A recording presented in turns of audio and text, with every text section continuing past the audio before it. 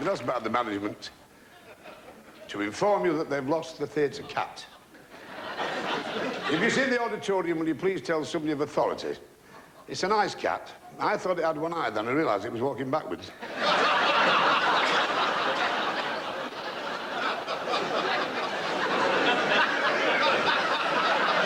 What a thrill to be at the Victoria Palace. What a theatre. There's something about the atmosphere. It reminds me of home. It's filthy and full of strangers. What a thrill to be taking part in this annual theatrical night shift. Oh, don't worry, I won't keep you long. I believe one or two of you fancy an early night.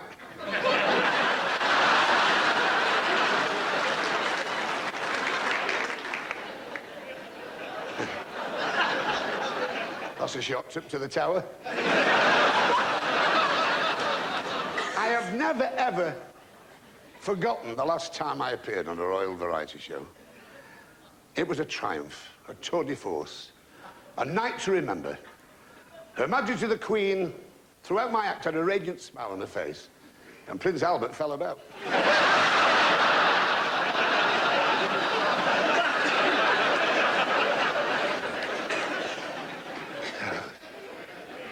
It's wonderful. Actually, I should have been here tonight. I should have been on a tour and revival of the musical The King and I with Madonna. But they had to cancel it. She wouldn't have her head shaved.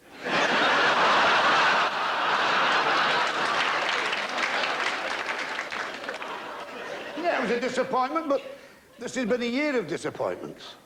As we're all painfully aware, this great nation of ours is going through a very severe economic depression. Not that the depression bothers me, because I was a failure during the boom. It's no good laying the blame at anybody's feet. It's no good telling the politicians to go to hell because they're building it for us. The good news is they're going to install a new toilet in the House of Commons. And I think that'll be money well spent. It's the only place where they'll know what they're doing.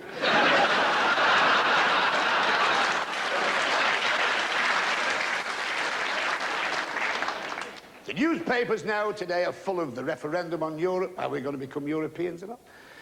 And there's even talk now of a single euro currency. And I think that's a great idea, because then we can go bankrupt in 7 languages. And the banks have had a hard time this year. 1 or 2 have crashed. And my wife was worried. She said, you be careful, she said, which bank you have an overdraft with. She said, you could lose the lot. But what gets me is banks could be more favourable toward the small investor. I got a letter from the bank last week. As soon as I saw the envelope, I knew it was from the bank. It was pinned to the front door with a wreath.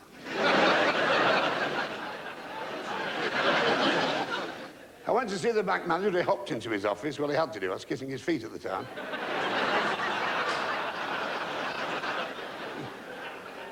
In a jocular vein, I said, how does my account stand? He said, I'll toss you for it.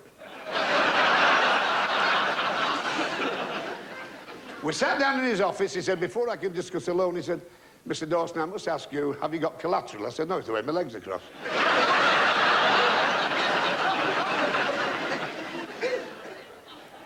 He said, you've been to this branch for 7 years grovelling for money, and you've never noticed I've got a glass eye. I said, it's your left one. He said, how did you know? I said, it's the only one with the spark of humanity in it.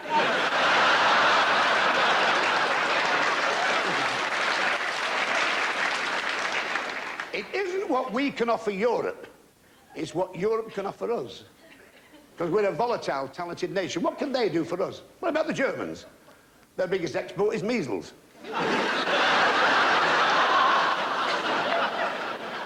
Come on, let's be fair, they're lousy farmers.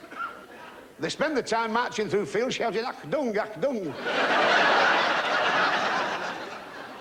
Then there's the French. And I personally don't trust any nation that eats frog's legs. Sorry. What horrifies me is if you order frog's legs, what happens to the rest of the frog?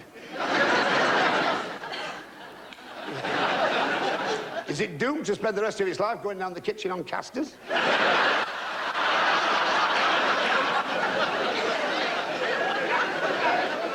To wake up every morning knowing full well that it jumps out of the question.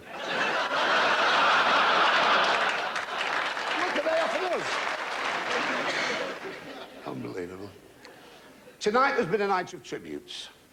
And I'd like to add mine, if I may, to a great, but alas, as so often in this country, forgotten composer from the north. His name was Seth Bottlecrud, and from Halifax. And he was the first man to discover that people who ate prunes are never late for work. If I may, I would like to eulogize by playing you a piece of music which I think epitomizes his greatness. It's a song he wrote as he lay tragically dying at the Rochdale Black Pudding plantation. Yeah, I thought it was a good. As I say, he wrote this as he lay tragically dying. Thank you.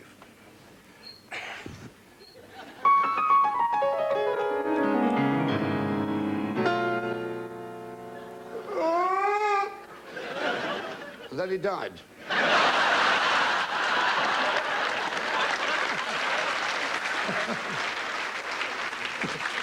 Well, where would you be without a laugh?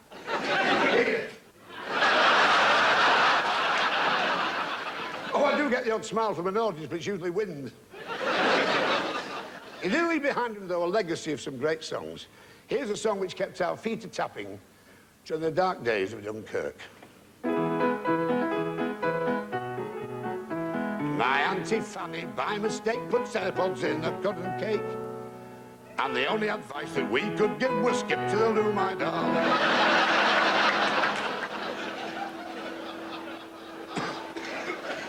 And who can forget? There was a young man from Bombay who sailed to China one day. He was strapped to the tiller with a sex-starved gorilla, and China's a ruddy long way. This is the partnership.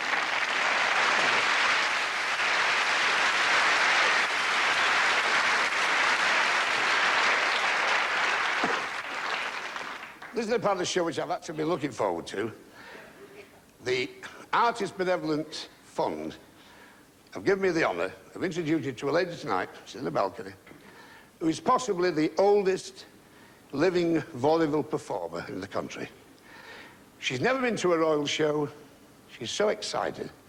And tonight is her birthday. Her name is Gladys Pickering, and she's 111 years old today. Let's wish her happy birthday on the piano. That.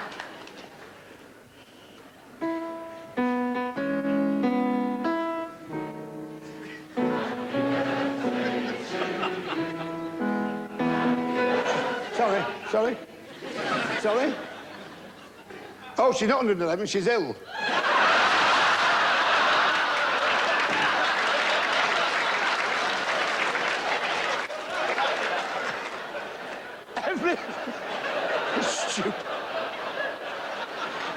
Every act likes to have a big finish. And believe me, I've got the biggest. Ladies and gentlemen, the Roly Polies!